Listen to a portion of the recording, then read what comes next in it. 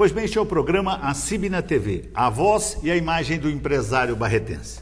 Nós temos trabalhado, lógico, o intuito maior do programa é mostrar aquilo que Barretos tem, o que Barretos produz, o que Barretos transforma, para mostrar para a nossa população civil, para a nossa população empresarial, para que tenhamos aí uma força maior de apoio àquilo que sai de nossa cidade, aquilo que sai com o nome da nossa cidade, aquilo que é feito na nossa cidade.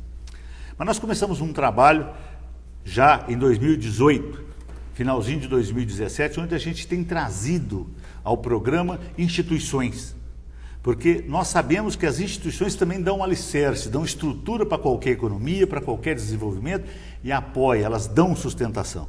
Elas fazem parte de um tripé que segura o município, que segura toda a economia, toda a infraestrutura. Então a gente tem trazido essas instituições, porque a população precisa saber como que se atua, como que se aproveita melhor essas instituições, qual que é a função dessas instituições e quem são as pessoas que estão envolvidas com essas instituições, buscando resultado, trazendo resultado e até tornando claro para a população que elas podem pedir, solicitar, encaminhar e até contar com essas pessoas que estão envolvidas com essas instituições para o bem-estar da nossa comunidade, da sociedade, até das nossas empresas e do desenvolvimento do município. Hoje nós estamos recebendo aqui uma pessoa de uma instituição fantástica, nós vamos tratar sobre segurança. E nós estamos recebendo aqui o Dr. João Ozinski, delegado em Barretos, e hoje está no DEINTER. Delegado mais novo, ingressou na carreira de delegado, o mais novo delegado do estado de São Paulo. Quando entrou, tinha 21, 22 anos. É uma pessoa que é referência da região que vem, quando ele veio da região oeste do estado, do sudoeste do estado, depois trabalhou no sudoeste, firmou para lá, depois veio para Barretos. Eu costumo dizer, e não é o Zé Carlos que está dizendo, é aquilo que a gente ouve, aquilo que a gente percebe em cada encontro, em cada reunião, em cada local, quando se trata de segurança, quando se trata que quando recebemos o Dr. João Ozinski para trabalhar em Barretos, houve um diferencial, houve uma mudança. Todos os segmentos. Então, reestruturou, reprogramou, repaginou, mas hoje o Dr. João Ozinski está no DEINTER.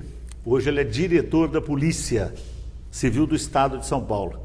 E é com ele que nós vamos conversar um pouco sobre a sua passagem em Barretos, sobre o que ele está e o que é esse ser diretor da Polícia dentro do Estado. Vez que ele está ao lado do secretário de Segurança Pública, fala com o governador, ele acompanha para a passo essa situação e é responsável por uma grande região do Estado de São Paulo.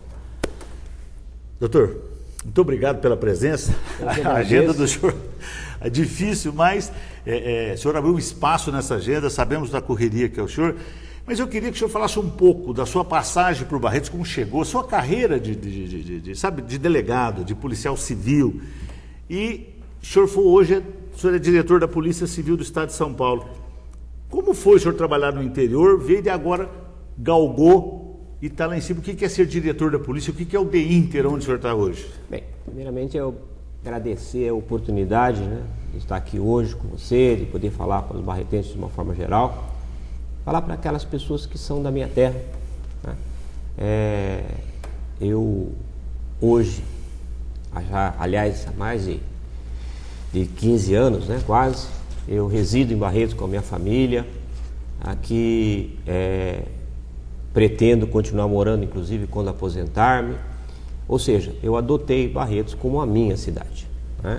Aqui estão os meus amigos, enfim, eu tenho um carinho muito grande pela cidade e pela região. Então, eu também me preocupo muito. A vida nos traz algumas peças, mas ela também, por outro lado, ela é muito gratificante. Com 22 anos de idade, eu alimentava um sonho de ser policial. E é uma coisa muito interessante. Por quê? Porque, na verdade, ser policial é muito mais do que ser um mero funcionário público.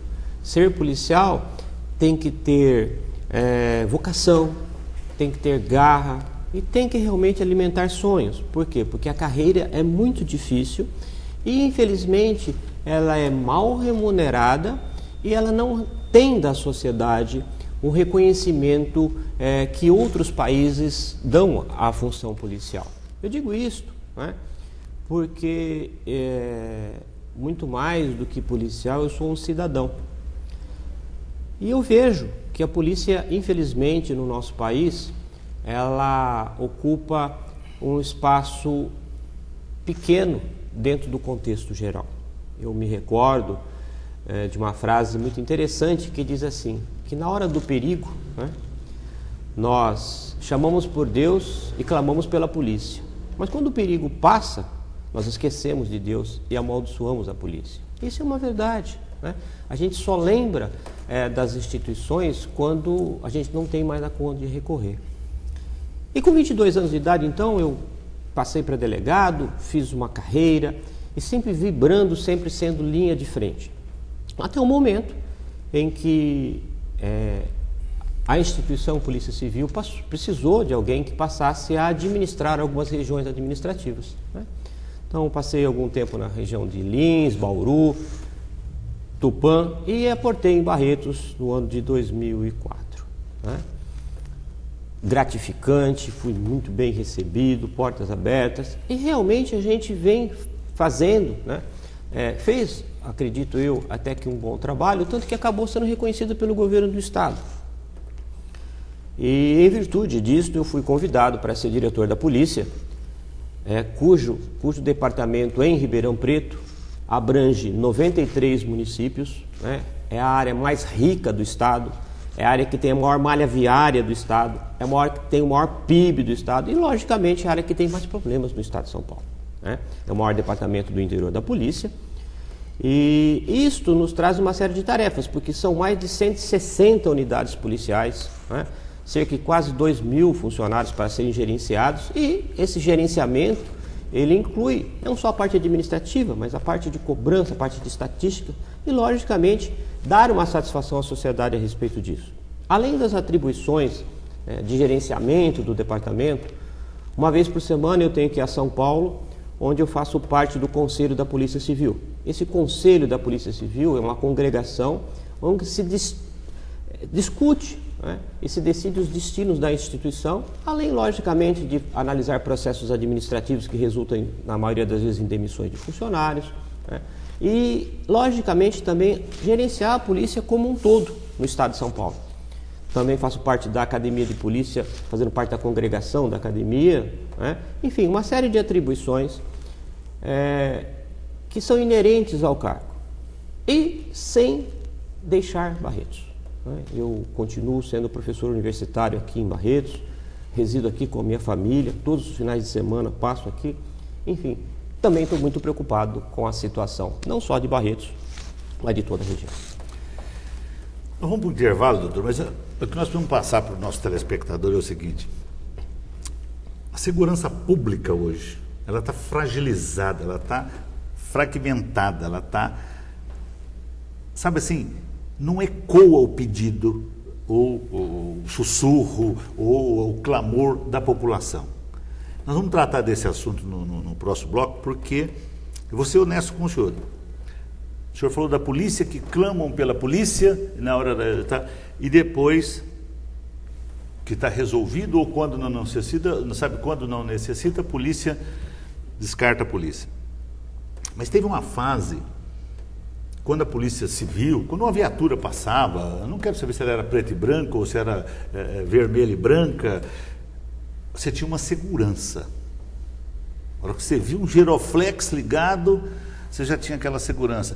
A hora que você deparava com um policial, tinha, sabe, ufa. E hoje não está bem assim. Mas nós vamos para um breve intervalo, nós vamos tratar desse assunto no segundo bloco. Pois bem, este é o programa ACIB na TV, a voz e a imagem do empresário barretense.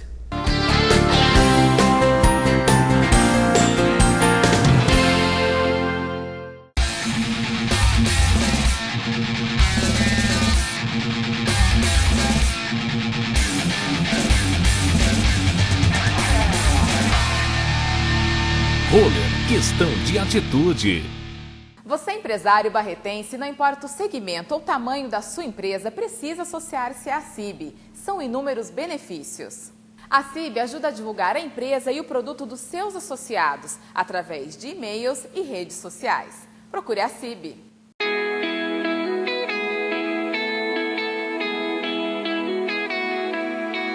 Acredite!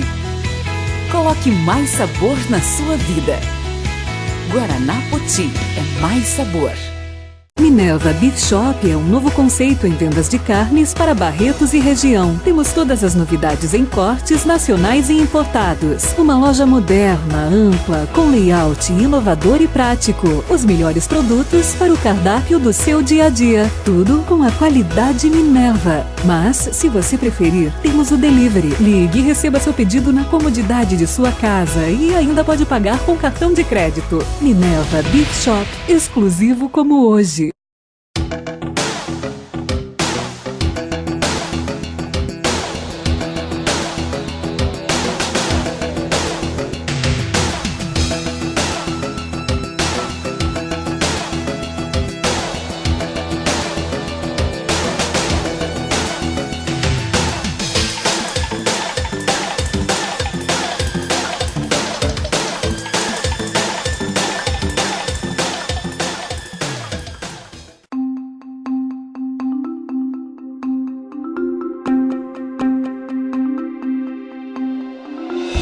Grupo Maxfar. Há 25 anos distribuindo a higiene profissional que sua empresa merece.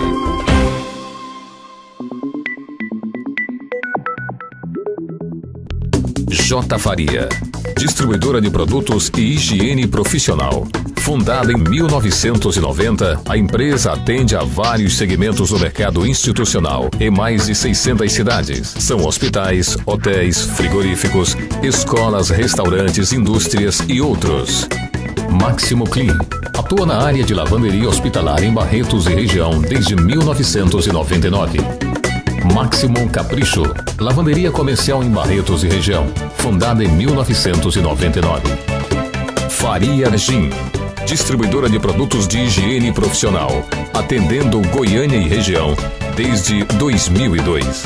Agropecuária J. Faria, fundada em 2007. Tem como base de criação a genética máxima do Nelore PO. E Faria DF. Distribuidora de produtos e higiene profissional em Brasília e região, fundada em 2014.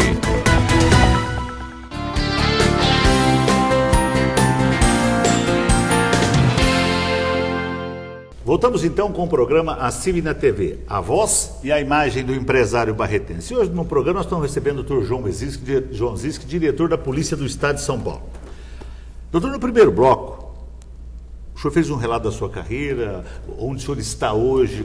Porque hoje o Dr. João Zisk é uma referência de Barretos do Estado. A gente luta muito para que tenhamos na Assembleia Legislativa um representante, no Congresso Nacional um representante.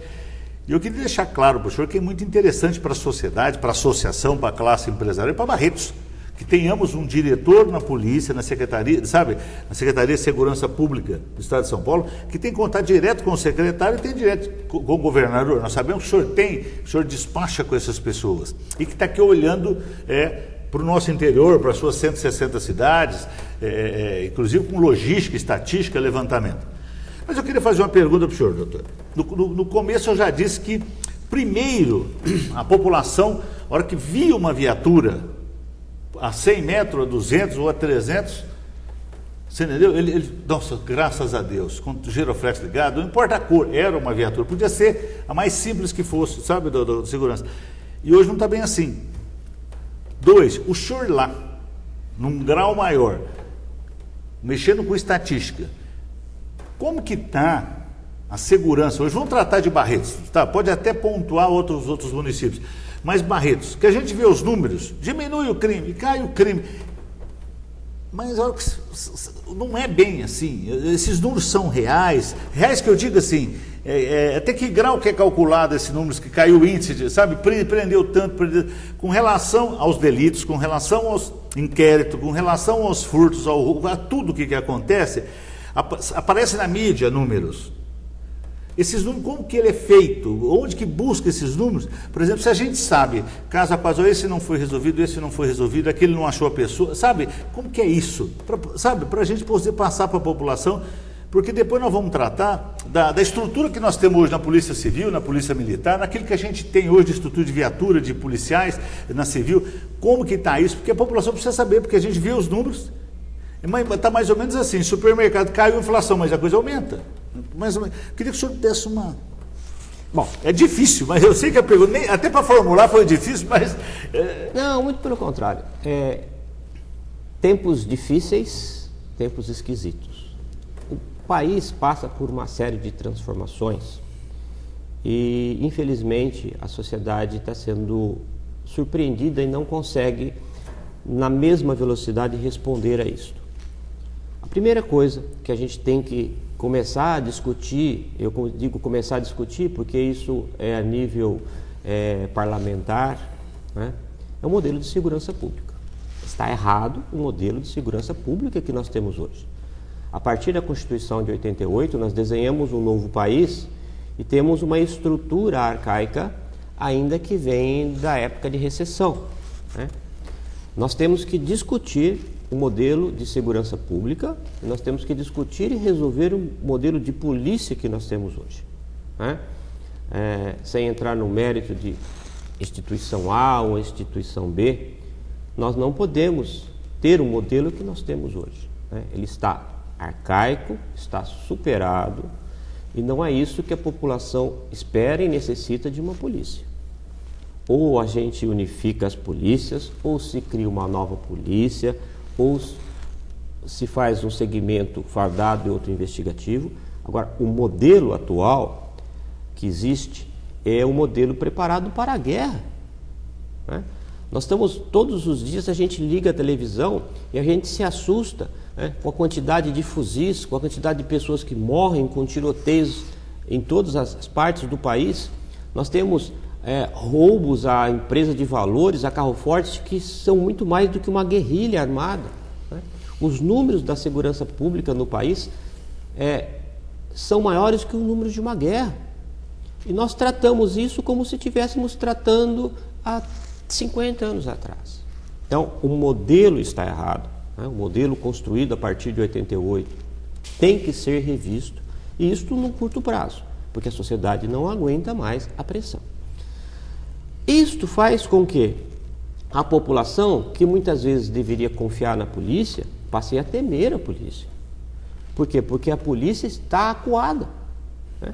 A polícia se depara todos os dias com organizações criminosas. A polícia vai num bairro fazer uma diligência e ela é vista como inimiga da sociedade.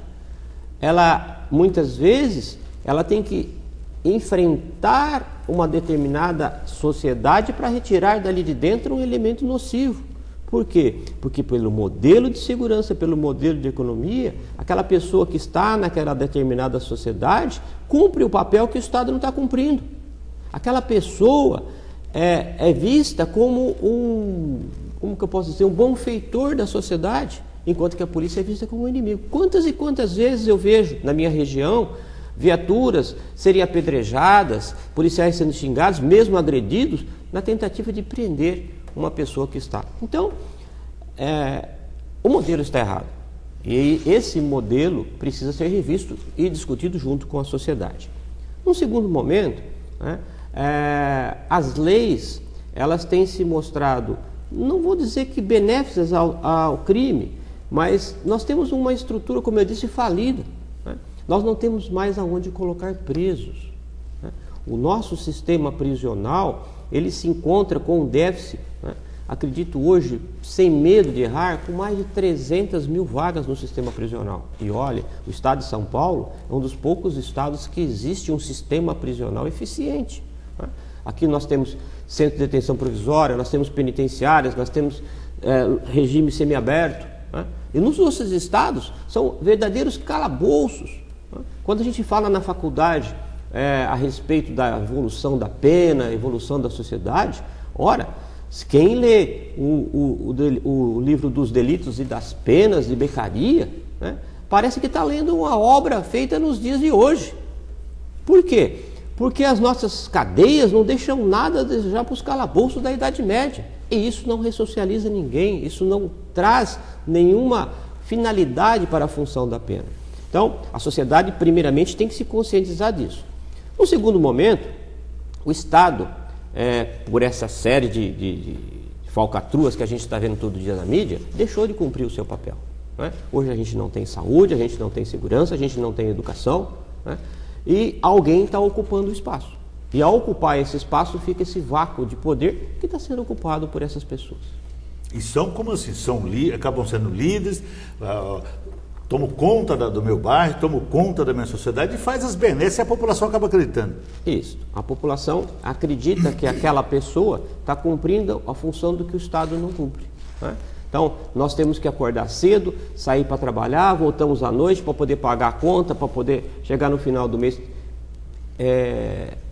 não ficar devendo muito, enquanto que somos obrigados a deixar nossos filhos, né, com terceiros, na rua, e eles veem, o que eles veem?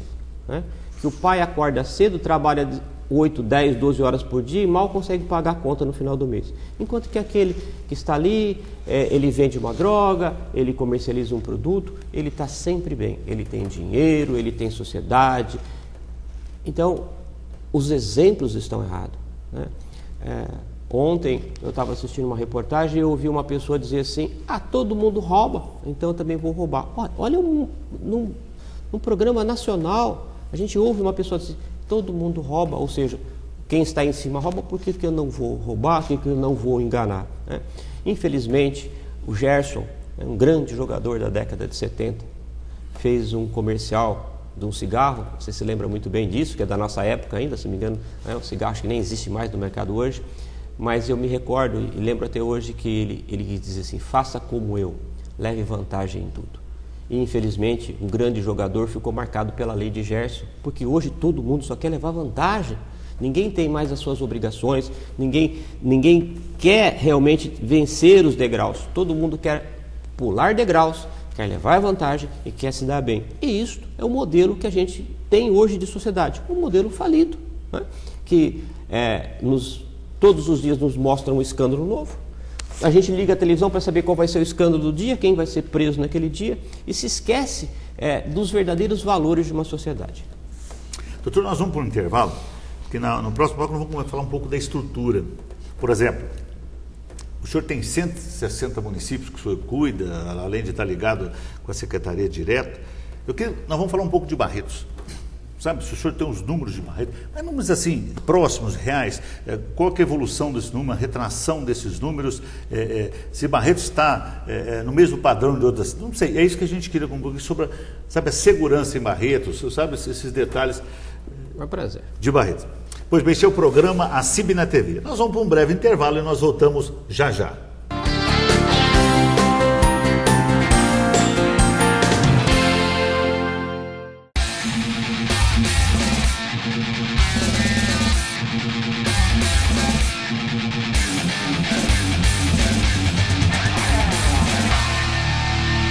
Roller, questão de atitude.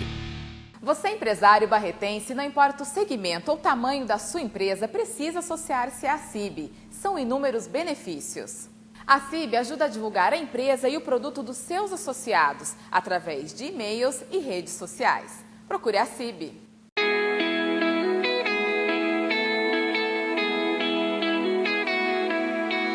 Acredite! Coloque mais sabor na sua vida. Guaraná Poti é mais sabor.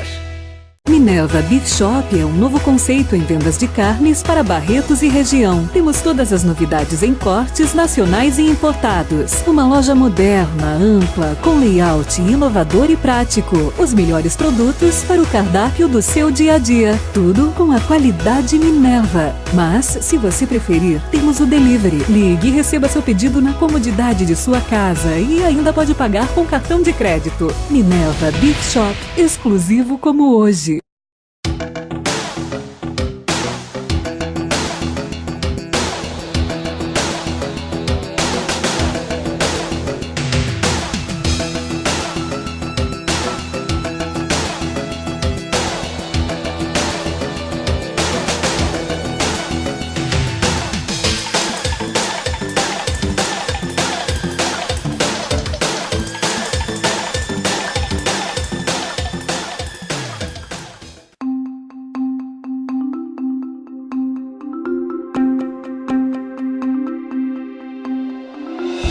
Grupo Maxfar. Há 25 anos, distribuindo a higiene profissional que sua empresa merece.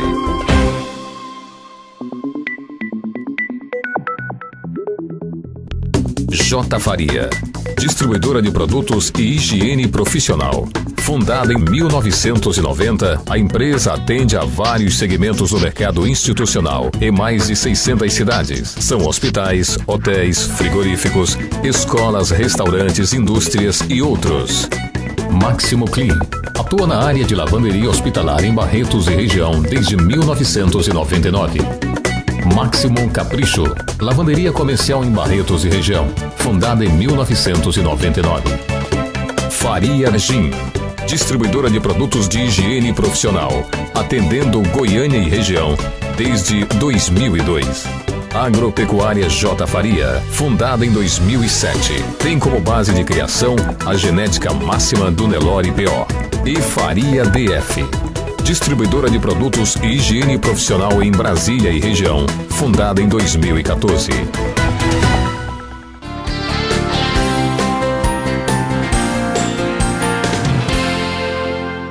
Pois bem, voltamos então com o programa ACIB na TV, a voz e a imagem do empresário barretense. E hoje nós estamos recebendo aqui Dr. João Osinski. Está dando uma aula para nós, está nos orientando, mostrando como que está a questão da segurança pública, fazendo um posicionamento com relação a polícias, a segurança, tudo que a gente traz de segurança. Mas eu queria fazer uma pergunta para o senhor, doutor. Eu fiz uma pergunta sobre estatística. O senhor coordena literalmente um estado ou uma grande região, e essa região que o senhor toca, para ser bem honesto com você, com relação a demais estados, é maior do que qualquer outro estado do país. Então, Uruguai. O senhor tem que cuidar. E o senhor tem os números. No último bloco eu fiz uma pergunta, o seguinte: essas estatísticas são reais? Como que está a retração dela? Tem diminuído o crime? Tem aumentado? E eu queria que o senhor fizesse uma posição com relação a Barretos.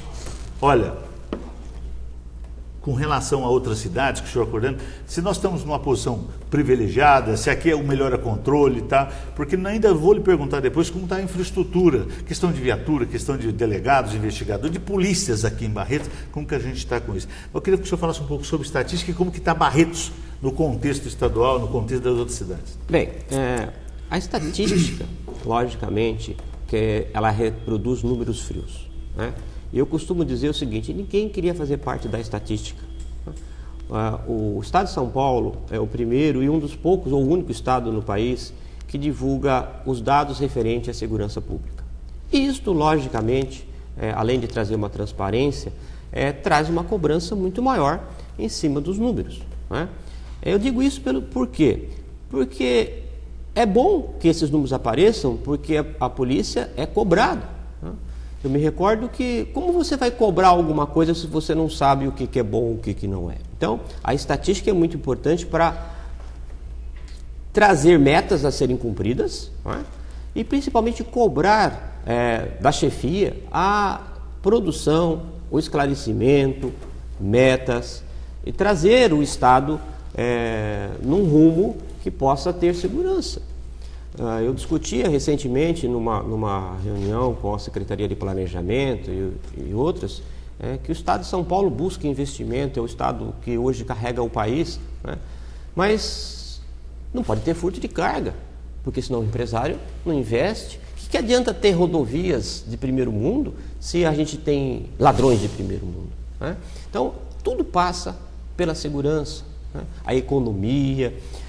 Por quê? Porque quando tem muito roubo, furto, aumenta o preço do seguro. A gente vê isso nos nossos carros, né? A cidade que tem maior índice de furto, de roubo de veículos, o seguro é mais caro, né?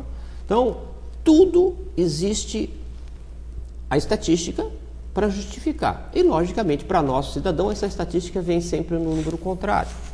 A estatística de homicídio. O Estado de São Paulo é o único estado da federação que tem uma taxa de homicídios abaixo de 10 por cada 100 mil habitantes. Mas eu não queria fazer parte dessa estatística, né? Ninguém queria ter alguém de nossa família fazendo parte dos 10 que morreram. Então a estatística ela é muito ruim para o âmbito de quem é vítima, mas ela é muito positiva para o âmbito de quem analisa. Ceará, Pernambuco, que são estados muito menores em população, em estrutura, tem uma média de 50 a 60 homicídios por cada 100 mil habitantes. Isso são números de guerra, né? Então o estado de São Paulo, ele tem essa transparência, mostra os números, né? Mas são números frios. Barretos, dentro do contexto do estado, a gente tem números relativamente bons. Bons se comparados com outras regiões, mas ruins se comparados à nossa realidade. Nós não podemos ter o índice de furto e roubo que nós temos atualmente. Mesmo a questão de homicídios, né?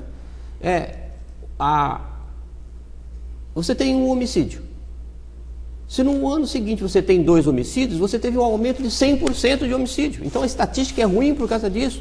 Ela não espelha a realidade, ela oscila muito. E eu não gosto muito de trabalhar com estatística justamente por causa disso. Porque de 1 para 2 são 100%. E isso é ruim para a população de uma forma. Aumentou 100%. Você pode ver, 100% foi um que aumentou. Mas ela é muito boa, a estatística é muito boa, ela faz que se cumpra metas e tragam parâmetros. Agora, lógico, né? Nos traz preocupação. Nos traz preocupação, principalmente quando a gente vê esses números alarmantes que a gente vê. E a sociedade, por um outro lado, ela tem que encarar de frente, principalmente a questão das drogas, né? Eu acho que passou da hora de ser revisto o posicionamento do Estado e da sociedade em relação à questão de drogas. Eu digo que se nós não temos ainda alguém da nossa família envolvido com droga, com certeza nós temos alguém que conhecemos que está envolvido com isso. De tamanha que isto se alastrou. E não é novidade, desde que o mundo é mundo, desde que a história da humanidade existe a questão da droga, né? Se vocês assistirem qualquer filme da época da Roma Antiga, vocês vão ver o consumo de droga dentro das saunas e outras coisas mais do Estado romano, né? Então, a história da sociedade, ela evolui com a questão da história da droga. No entanto, nós agora estamos dando uma supervalorização em relação a isso. Nós pegamos a força policial inteira e usamos para combater a droga.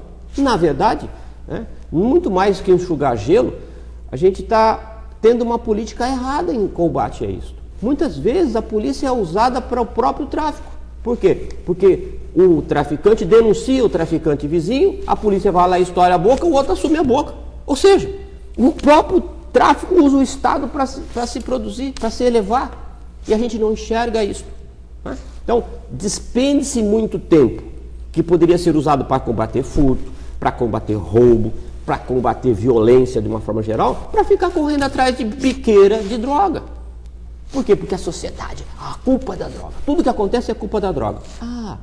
E o que você faz para combater a droga? O que você faz na sua casa? Como você orienta o seu filho? Como você orienta os seus amigos? Nós somos avestruz. Enfiamos o buraco, a cabeça no buraco. Não é comigo, não é com a minha família, não é com os meus amigos. É sim com a sua família, é sim com os seus amigos. Por que que a sociedade está buscando o consumo indiscriminado de droga? Por que que os jovens estão se perdendo nesse sentido? Porque não tem religião, porque não tem família, porque não tem diálogo, né? Saímos várias vezes juntos para jantar, a primeira coisa que se pede no barzinho é senha do Wi-Fi. As pessoas não conversam mais. Para arrumar namorado, você tem que entrar num grupo da internet para ver se alguém te aceita.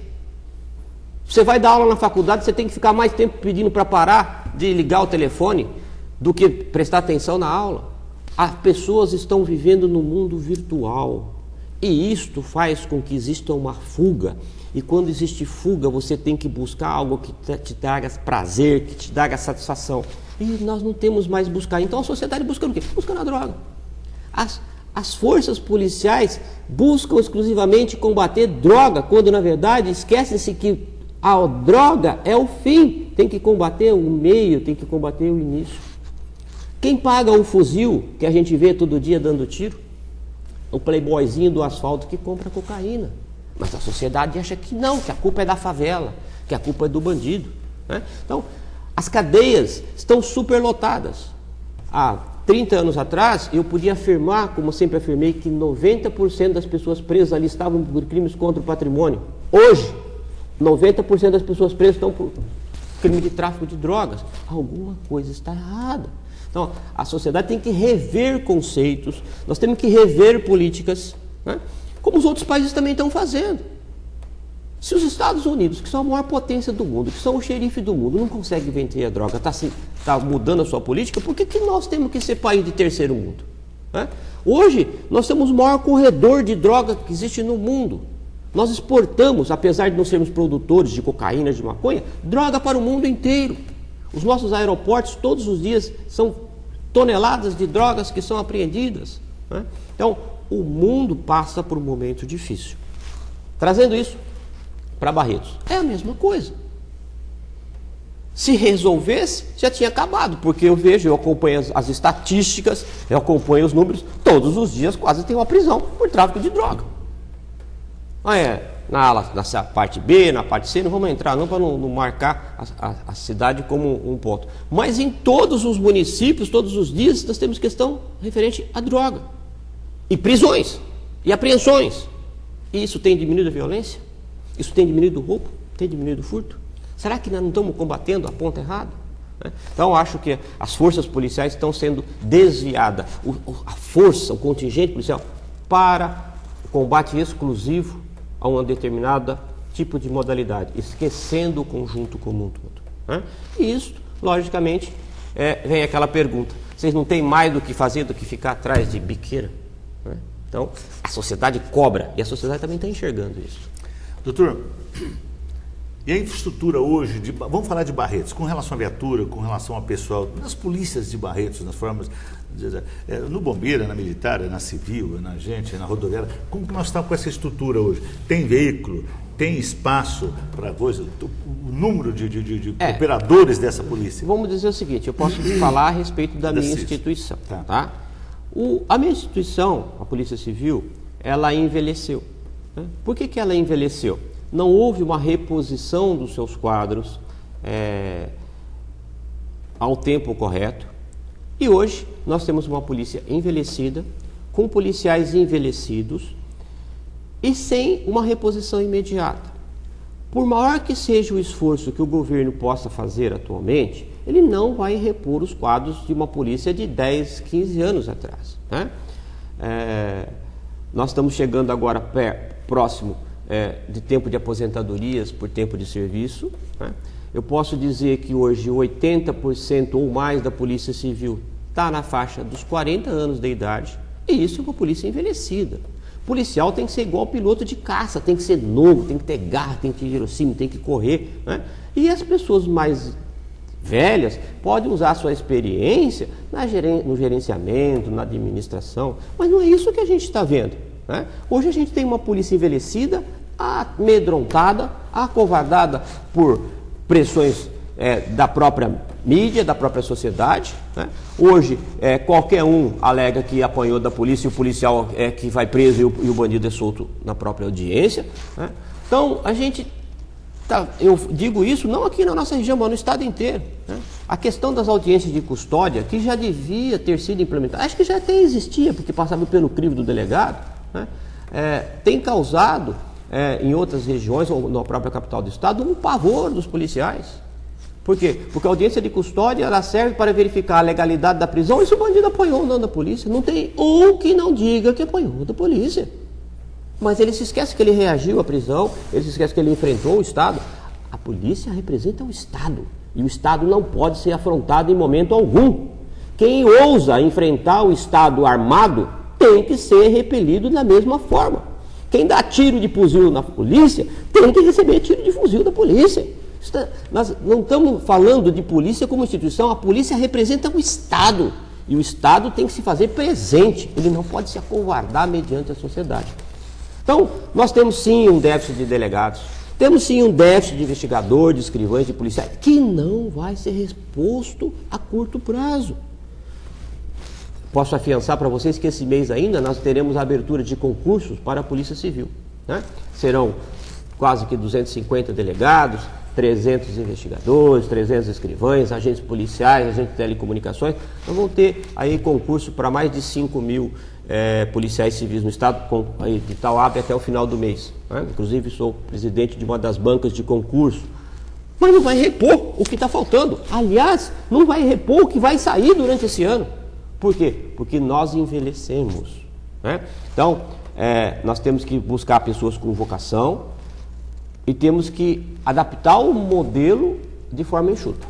Não adianta ficar reclamando que não tem gente, que não é possível, que aposentou A, que aposentou B, que faltou C, porque isso não vai ser reposto. Então, o que eu disse, a gente tem que rever os modelos, trazer eficiência ao serviço, porque quantidade não significa eficiência, trazer eficiência ao serviço, aprender a usar de uma coisa chamada inteligência policial. E todo mundo fala, o que é inteligência policial? Gente, inteligência policial nada mais é do que a informação que a sociedade passa à sua polícia. Esta informação processada, ela se reduz do quê? Numa investigação e numa prestação de serviço. Sem a sociedade não existe polícia nenhuma no mundo que consiga produzir. Sem informação não existe policial no mundo nenhum que consiga produzir. O policial nada mais é do que um cidadão da sociedade que realmente fez uma opção por uma carreira. Ele não é um mago, ele não tem uma bola de cristal. Ele trabalha com a informação. E quem tem a informação? A sociedade. Por isso que eu sempre disse, a parceria com a sociedade é fundamental. Se a sociedade não confiar, pode ser o Robocop, né? Agora, nós não somos o Batman que vai fazer justiça com as próprias mãos. Nós não vamos resolver o problema da sociedade. Nós temos sim que todos caminharmos no sentido de melhorarmos. Agora, viatura. Tem número suficiente, aliás, eu posso até dizer que tem mais viatura do que policial. Porque se for cumprir o que diz a regra, que tem que ser 2, 3 policial por viatura para sair, vai ficar a viatura parada, porque está sobrando. Recurso para essas viaturas? Tem, sim, o governo do estado sempre disponibilizou. Temos tecnologia de última geração para ser aplicada à polícia. Temos toda a infraestrutura com computadores, com inteligência. A infraestrutura existe e está à disposição. Tá? A sociedade pode ter certeza que os recursos estão aí. Infelizmente, os recursos humanos, eles não são repostos na mesma velocidade que a gente gostaria, né? Então, esse ano a gente tem concurso, só que um concurso público leva quase 2 anos para terminar ou mais, né? Policial não é aquele que você vai na prateleira, pega e contrata com CLT, né? Na carteira de trabalho. Você tem que ter concurso, você tem que ter formação. Isso leva quase 2 anos para ser. Então, eu estou muito preocupado como diretor da polícia e estou muito preocupado como cidadão. Se a gente não aperfeiçoar, nós vamos desaparecer. Nós temos hoje quase 10 mil cargos vagos na Polícia Civil. Se nós não repormos isso a curto prazo, seremos extintos. 2 observações só. Primeiro, com os novos concursos, o senhor falou que aos 22 anos, 20 anos, 21 anos, eu queria ser. No final a gente fala assim, olha, vocação. As pessoas têm recebido isso como vocação, eles estão indo lá por vocação, ainda tem alguém para vocação, tem aparecido as pessoas com prazer, com gosto, com paixão, vocação, sabe, para essa polícia. Então, eu queria só saber se está tendo na sociedade, por conta da Polícia Civil, das polícias, tem aparecido ou estão buscando uma vaguinha de funcionário público? Responde essa, que depois eu queria falar. Essa é uma questão preocupante. Preocupante por quê? Porque a economia como um todo tem levado as pessoas a procurar segurança, se a gente pode dizer, segurança patrimonial, isso, segurança de emprego, no primeiro momento, e segundo, buscar emprego. Então, a gente observa que grande parte das pessoas que hoje passam nos concursos públicos são concurseiros, são pessoas que estão buscando o emprego público sem se preocupar com a sua vocação, né? Eu sou professor da Academia de Polícia e, por exemplo, estou dando aula atualmente em Ribeirão Preto para uma equipe de polícia de investigadores, né? Lá existem biólogos, farmacêuticos, administradores de empresa, nutricionistas, que com certeza não são da área de segurança pública, né? E que estão lá por quê? Porque o mercado de trabalho hoje não nos propicia esses empregos. E quando precisa, com salários irrisórios. Então, apesar do salário da polícia estar muito ruim, ainda ele é um bom salário no mercado de trabalho que está aí. Por isso que quando se abre um concurso, tem milhares de pessoas que buscam uma vaga. Poucas dessas pessoas com vocação. Né? Muitas delas, quando começam a trabalhar, desperta, porque é emocionante investigar, né? É emocionante mexer com um delito. A gente observa isso no dia a dia, começa a ficar no sangue das pessoas. Mas a porta de entrada hoje, ela não é de pessoas vocacionadas, é sim de pessoas que buscam um emprego público. Rever o modelo. De onde tem que surgir? O senhor falou, agora precisa rever o modelo, acertar esses detalhes. De onde tem que partir? De onde começa? É a sociedade? É o governo? De onde é, doutor? A grande celeuma é que cada um puxa a sardinha para o seu lado, né? As instituições, cada uma buscam se apoderar de poder e se destacar no âmbito das suas atribuições. Quando eu digo as instituições, eu estou falando de todas as instituições. Né? Basta você ligar o jornal que você observa isso. Né? Nós começamos há algum tempo atrás a usar o que você está usando aqui, de painel, de banner, para mostrar a instituição e não a pessoa. Né? Por exemplo, hoje, se eu estivesse dando essa entrevista a respeito de polícia, eu teria atrás de mim um banner da Polícia Civil. Porque quem tem que aparecer é a minha instituição Polícia Civil e não o João Ozinski, delegado de polícia. Se você observar hoje, todas as instituições estão usando um banner. Todas as instituições estão fazendo autopropaganda, estão fazendo marketing, né? E não estão preocupadas com o contexto da sociedade. Quando você faz um serviço, todo mundo quer aparecer como instituição, como pessoa, e não se preocupa com o coletivo. Então, é importante que Polícia Civil, Polícia Militar sentem os seus altos comandos e discutam como é que isso vai ser. Porque senão, eu afirmo isso, se não sentarem e discutirem, ambas vão ser extintas e vão ser subordinados a outra instituição. E já falei isso em reunião de comando, já falei isso junto ao secretário da Segurança Pública, ao governo, só que ninguém quer saber. Todo mundo quer saber de quem é o chefe. Né? Aqui tem muito cacique para pouco índio. E isso que está ficando difícil de gerenciar. Né? Então, as instituições têm que começar a convergir para o mesmo momento. Agora, eles não se preocupam, as instituições não se preocupam em ceder, e sim de se apoderar. Porque o poder fascina, o poder corrompe, né? E todo mundo só quer ter poder. A gente vê isso aí todos os dias. Né? Então, agora, lógico, modelos de instituições, modelos de segurança pública passam obrigatoriamente pelo parlamento. Então, acho que a sociedade tem uma grande chance agora, no ano de 2018. Nós vamos ter eleições em todos os níveis, né? E em área de segurança pública, somente faz leis o Poder Executivo Federal. Somente legisla em segurança pública os deputados federais. E, portanto, né, a gente vai ter que ter a hombridade de saber escolher para que a gente possa também cobrar de alguém. Né? Porque do jeito que está hoje, a gente não sabe de quem vota, a gente não sabe de quem cobra e ninguém tem coragem de mudar os modelos que aí estão. Então é uma grande chance que a gente tem de começar a rever as políticas do país e para isso obrigatoriamente passa pelas eleições. Se está ruim a democracia, ainda é o melhor regime que existe. Né? Então a gente vê absurdos, extremos de toda a ordem, mas podem ter certeza do seguinte, é o melhor possível. Né? Política é a arte de fazer aquilo que é possível.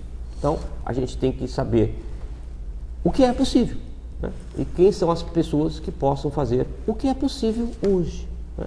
Então, não esperem e nem acreditem em milagres, não existe milagre. Né? Não existem em salvadores da pátria, mas existem em pessoas sérias que possam pensar, que possam trazer um futuro melhor. E isso passa obrigatoriamente pelas instituições, pela sociedade e se materializa na democracia. Doutor, eu deixei para o final uma pergunta Vamos transformá-la em 2 perguntas, porque depois a gente já vai encerrar o programa. Eu queria que o senhor já aproveitasse para encerrar.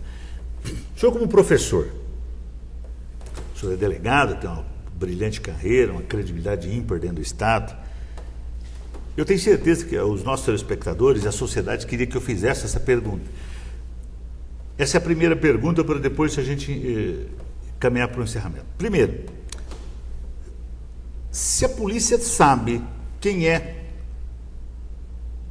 o bandido, se ela tem algumas informações, por que não fecha o cerco? Olha, eu sei quem roubou, eu sei. E o senhor, como professor, logicamente, sabe dar essa resposta, porque não é simples, eu sei, mas eu não peguei, mais ou menos isso.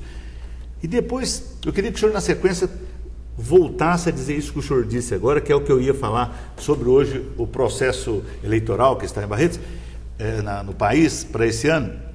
Mas eu queria que o senhor voltasse para encerrar a responsabilidade da família. Por quê?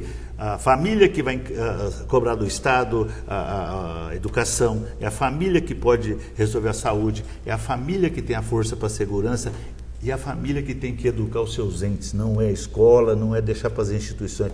Então eu queria que o senhor só falasse assim, se a gente sabe que aquele fulano fez isso, por que não sabe assim? E depois entrasse nessa responsabilidade social da sociedade, da família com os seus entes, para evitar que ele chegue no ponto final, que, principalmente no tráfico, que agora o senhor já citou aqui, o número é altíssimo, e eu gostei muito da informação de que o foco hoje está na droga, está largando os outros delitos para trás, e a gente está ficando, sabe, houve uma inversão. E a responsabilidade é da família. Eu costumo dizer que o pai hoje, a mãe, a filha sai de shortinho, pode. A filha fica até... As festas, em outros tempos, eram até às 11 da noite. Hoje vai até meio-dia, vai até às 7, vai até às 6. E a mãe vai, deixa aí, o pai deixa, sabe? Não tem esse costume. Então, eu acho que a família precisa voltar, sabe? A puxar para o seu seio os seus entes. Não liberar tanto. Bem, me fale desses 2 assuntos e depois o senhor faz as conclusões finais no programa. Como eu disse para vocês, as pessoas são muito vaidosas. Então, quando um policial vai atender uma ocorrência, ele não tem que dizer que ele sabe quem é, porque se ele sabe quem é, a sua obrigação é prender. Mas o policial chega lá, isso aqui foi o fulano que fez, isso aqui é típico do ciclano que faz. Ele não tem que fazer isso. Ele faz isso por quê? Para mostrar que ele é uma pessoa bem informada e que ele sabe o que as coisas estão acontecendo, quando na verdade é mentira. Se a polícia sabe, ela tem que prender. Então ela fica fazendo suposições, conjecturas, que na verdade apenas desinformam o cidadão. Nós temos que ter hombridade, temos que ter coragem de dizer, eu não sei, eu vou investigar e se eu descobrir, vou levar à justiça. O que eu digo diuturnamente, principalmente na faculdade ou na academia de polícia, nós temos uma preocupação muito grande em empreender. Todas as polícias.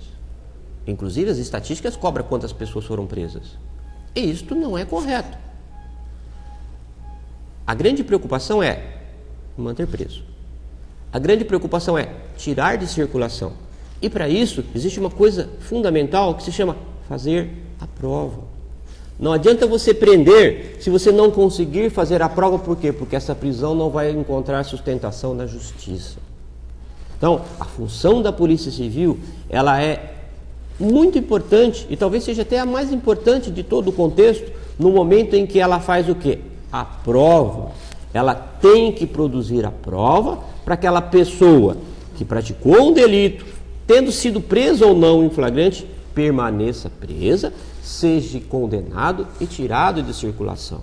O que a sociedade tem que entender é o seguinte, que cada um tem a sua profissão. E o bandido tem a profissão de bandido. O traficante tem a profissão de traficante. E ele não vai mudar de profissão, por quê? Porque aquela profissão para ele é muito mais rentável que as outras. Então, como é que nós vamos tirar o bandido, o traficante de situação? Fazendo a prova, condenando e colocando ele na cadeia. Ou seja, você só vai tirar aquele elemento permissivo da sociedade quando você prendê-lo, ou seja, tirando ele de circulação. Porque se você prender hoje e ele for solto amanhã, você não tem dúvida nenhuma, ele vai voltar a exercer a sua profissão, que é bandido. Né? Então isso a gente não enxerga. A gente acha que prende e pronto. Não, não é assim. Você tem que prender, você tem que produzir a prova, você tem que fornecer elementos para a justiça condenar. E essa pessoa tem que ser presa. A gente sempre teve aquela mesmice que a polícia prende e a justiça solta. Mentira. A polícia prende e a justiça cumpre a lei, portanto quem solta é a lei. Se nós não estamos contentes com a lei, mudemos a lei. E quem muda a lei? A Câmara dos Deputados, que é a questão que nós falamos a respeito da consciência de votar, da consciência de cidadão. Né? Se faz audiência pública para discutir, não vai ninguém. Depois fica criticando por que não deu destino ao recurso. Né? A sociedade não participa, ela não se envolve. Né? Hoje me mandaram uma foto muito interessante. Eu sou contra esse negócio de zap, essas coisas da vida, mas de vez em quando você é obrigado a ler. Uma foto muito interessante. Todo mundo já está no carnaval. Bloco, todo mundo brincando, né? Rindo, milhares de pessoas na rua. Será possível que nós não estamos vendo que nós estamos passando por um momento difícil no país? Será possível que realmente aqui só vai começar as coisas depois do carnaval? Será que esses milhares de pessoas que estão na rua, brincando o carnaval, né? Dançando marchinhas, vão se reunir para cobrar dos governantes alguma coisa? Vão fazer um movimento popular realmente para cobrar? Se as milhares de pessoas que estão na rua brincando o carnaval vão cobrar dos governantes uma posição, vão cobrar alguma coisa mais séria? Vamos movimentar o país, mas com coisa séria. Né? Aqui parece que não está acontecendo nada. Eu não posso me conformar com aquilo que eu vejo todos os dias. Uma crise, um momento difícil, economia, previdência, um monte de discussão, política, corrupção. O povo brincando o carnaval. Como se todo mundo... com antecedência, né? Todo mundo tem emprego, está todo mundo feliz. Aqui é uma maravilha. Né? Aqui não tem bandido, é uma maravilha. Pelo amor de Deus. Né? Então, é isto que passa pela questão da família. Né? Ou seja, família, que hoje tem um conceito muito mais amplo. Né? Antigamente, família se iniciava pelo casamento, hoje se inicia pela união, né? Entre pessoas do mesmo sexo. Tudo bem? São tempos novos, mas independente, ela tem que se lembrar que ela é uma família. E família tem que educar, família tem que ensinar, família tem que mostrar valores, né? Família tem que ter religião. E aqui a religião, não me importa qual seja, certo? Mas o importante é que nós temos que acreditar em alguma coisa que seja superior. Por quê? Porque senão nós vamos nos tornar Deus. Se a gente não nos conscientizarmos que tem algo superior, nós estamos acima do bem e do mal. Então, a família tem por obrigação, né, muito mais do que ensinar, muito mais do que educar. Como você mesmo disse, a escola, ela educa, mas ela educa no ponto de vista cultural. Hoje não, hoje você manda o filho para a escola, o filho bate o professor. Mas por quê? Porque ele não teve educação na casa dele. Porque isso é inadmissível. O professor está lá para formar a pessoa. Né? Educação se recebe em casa, não é na escola. Aliás, hoje nós estamos vendo o contrário. Nós estamos vendo na escola a falta de educação das pessoas. Então, é todo um contexto que eu disse. A sociedade está passando por transformações. Isso não tem dúvida nenhuma. Né? Só que a velocidade da informação ela é muito superior que aquilo que nós conseguimos processar. Né? Quando a gente fala da história da humanidade, a gente se lembra que o homem levou mais de 1000 anos para sair da roda. Quando ele descobriu a roda, ele levou mais 500 anos para descobrir as navegações nas caravelas. Depois ele levou mais de 100 anos para descobrir a máquina. Depois ele levou mais de 50 anos para descobrir o avião a jato. Depois, hoje, a informação muda por segundos. Verdade. Né? Se vejam hoje, chegue na sua casa e imagine o que seria você sem o micro-ondas. Aquele telefoninho nosso, lembra aquele telefoninho nosso de tecla que você discava o 0 e perdia? Hoje a pessoa digita na tecla do celular e reclama que está demorando muito. Então, a tecnologia e a informação é muito rápida. E nós, como ser humano, não estamos processando na mesma velocidade. Então, realmente, temos que ter família, temos que ter religião e, principalmente, temos que cobrar dos nossos governantes, né, a prestação de um serviço. Nós pagamos caríssimos os nossos impostos, né? E nós não temos tendo nada em retorno a isto. Nós não temos saúde, nós não temos educação, nós não temos segurança, nós não temos transporte. Né? Você anda na rua, você cai no buraco, quebra o seu carro, que custa uma fortuna, e você paga um IPVA altíssimo. Né? Multado atrás da árvore com um radarzinho, o nego fica. E por que não presta a segurança da via? Então, a sociedade tem que cobrar. Você quer receber o imposto? Não tem problema nenhum, mas me devolva isso em prestação de serviço.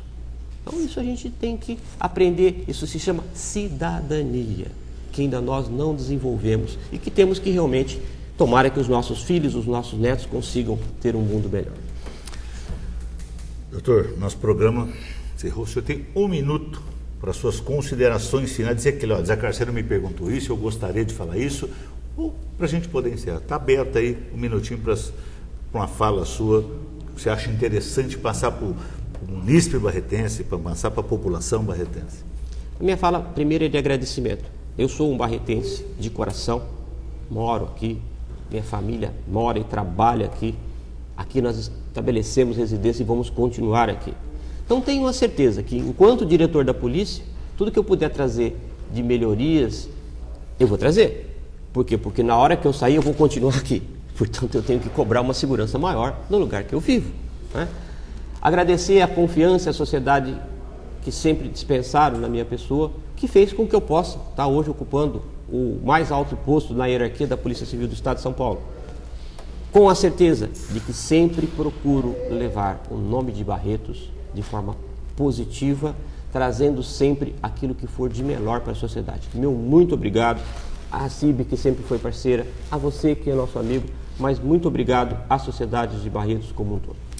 Muito obrigado pela presença, sabemos da tua agenda, sabe, lotadíssima, compromissos, horários, muito obrigado pela abertura desse espaço e com certeza quem ganha a sociedade barretense, quem ganha a CIB, quem ganha o programa da CIB, e a gente sabe que nós temos um representante na Secretaria da Segurança Pública através do Dr. João Osinski, diretor da Polícia. Muito obrigado pela presença, muito obrigado por estar lá e chegando por Barretos. Muito obrigado. Pois bem, este foi o programa A CIB na TV, a voz e a imagem do empresário barretense.